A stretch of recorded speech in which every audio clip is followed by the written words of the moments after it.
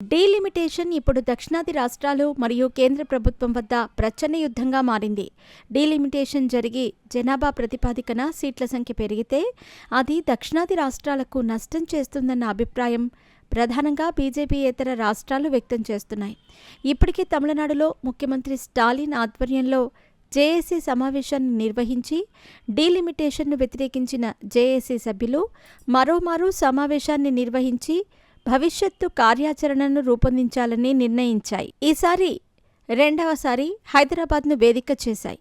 ఈ సమయంలో ఆంధ్రప్రదేశ్ రాష్ట్రంలో బీజేపీతో పొత్తు పెట్టుకుని ఏర్పాటు చేసిన ఎన్డీఏ కూటమి ప్రభుత్వం డీలిమిటేషన్ విషయంలో సైలెంట్గా ఉంది. దీనిపైన చంద్రబాబు ఇప్పటివరకు నోరు మెదపలేదు. కానీ తాజాగా టీడీపీ ఎమ్మెల్యే గోరంట్ల బుచ్చయ్య చౌదరి సంచలన వ్యాఖ్యలు చేశారు. ఇప్పటికే పవన్ కళ్యాణ్ దీనిపైన తన అభిప్రాయాన్ని వ్యక్తం చేస్తూ సంచలన వ్యాఖ్యలు చేశారు. డీలిమిటేషన్ దక్షిణాది రాష్ట్రాలకు ముప్పు, ప్రజాస్వామ్యానికి గొడ్డలి పెట్టు అంటూ చెన్నైలో ఇటీవల జరిగిన సదస్సు పైన పవన్ కళ్యాణ్ స్పందించారు. ఇక ఈ సమస్యపైన ఎంపీలు ముందు పార్లమెంట్లో గళం విప్పాలని, ఆ తర్వాతే పోరాటం చేయాలని సూచించారు. ఇలా రోడ్ల మీదకు వస్తే ఏం ప్రయోజనం ఉండదని పవన్ కళ్యాణ్ వ్యాఖ్యలు చేశారు.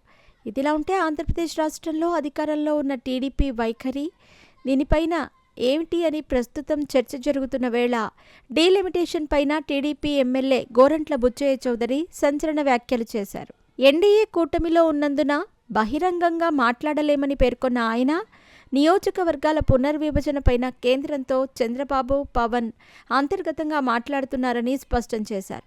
జనాభా పేరుతో సీట్లు తగ్గించడం సరికాదని ఆయన తన అభిప్రాయాన్ని వ్యక్తం చేశారు.